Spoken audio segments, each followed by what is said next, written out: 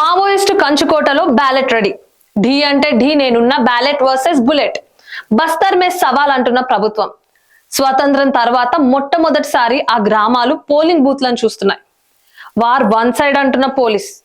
Naxal versus police గా బస్తర్ 12 నియోజకవర్గాలు. శాంతియుతంగా పోలింగ్ జరిగేనా? రండి చూద్దాం ఈ రోజు గ్రౌండ్ రిపోర్ట్ లో. Welcome to 9 vibes ground report.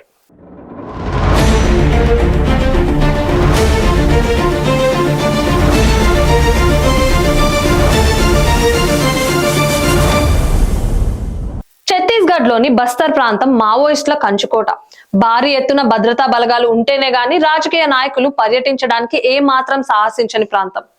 Bastar region లో 7 జిల్లాలు కమ్కేర్, నారాయణపూర్, కొండగావ్, బస్తర్, దంతెవాడ, బీజాపూర్, సుక్మా ఉన్నాయి. ఈ 7 జిల్లాల పరిధిలో 12 అసెంబ్లీ నియోజకవర్గాలు ఉన్నాయి.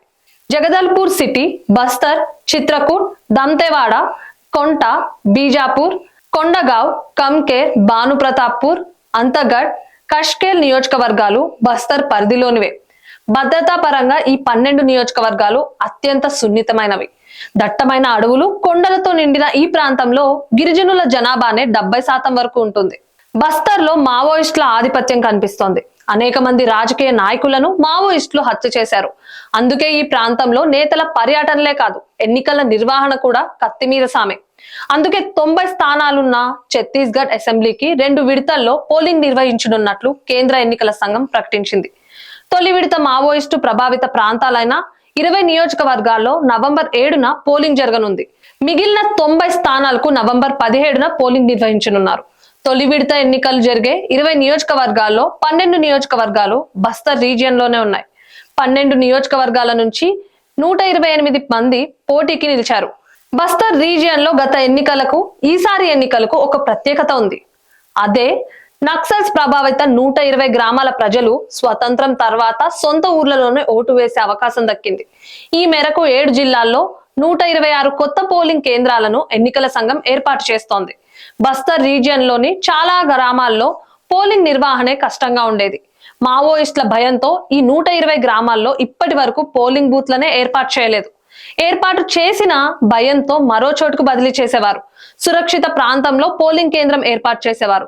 ఫలితంగా ఆయా గ్రామ ప్రజలు 10 కిలోమీటర్ల వరకు ప్రయాణించి ఓటు వేయాల్సి వచ్చేది.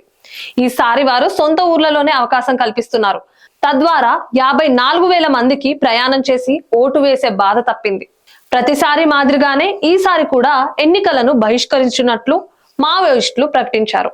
ఈ నేపథ్యంలో భారీ ఎత్తున భద్రతా బలగాలను మోహరించిన ఎన్నికల సంఘం కొత్త పోలింగ్ బూత్ ను ఏర్పాటు చేసి మరి ఎన్నికల నిర్వహణకు ఏర్పాట్లు చేస్తోంది. గత 5 ఏళ్లలో ఈ గ్రామాల్లో 60కు పైగా పోలీస్ క్యాంపెయిన్లు ఏర్పాటు చేశారు.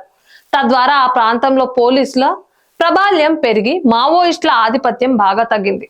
తద్వారా అక్కడ ప్రజలకు కూడా భద్రతా బలగాలపై నమ్మకం పెరిగింది. ఆయా గ్రామాల్లో పోలింగ్ పార్టీలకు ఎన్నికల సంఘం ఇప్పటికే శిక్షణ కూడా ఇస్తోంది. మావోయిస్టుల భయం లేకుండా ప్రజలు ఓటు వేసే విధంగా బస్తర్ ప్రాంతంలో 7 జిల్లాల్లో బలగాలను మోహరించినట్లు పోలీసులు ఉన్నతాధికారులు తెలిపారు. తొలి విడత ఎన్నికలకు ప్రత్యేక పోలీసులు బలగాలు, డిఆర్జీ, ఎస్టీఎఫ్, కోబ్రా దళాలు, సిఆర్పిఎఫ్, ఐటీబీపీ వంటి కేంద్ర పారామిలిటరీ బలగాలను మోహరించినట్లు చెప్పారు. స్థానిక పోలీసు వారికి అదనంగా ఉంటారని చెప్పారు. భద్రతాపరమైన సమస్యలతో బలగాల సంఖ్యను పెంచేందుకు ఉన్నతాధికారులు ఇష్టపడడం లేదు. ఇది వాటి గ్రౌండ్ రిపోర్ట్. ఇలాంటి మరిన్ని అప్డేట్స్ కోసం స్టే ట్యూన్ టు 9 వైబ్స్.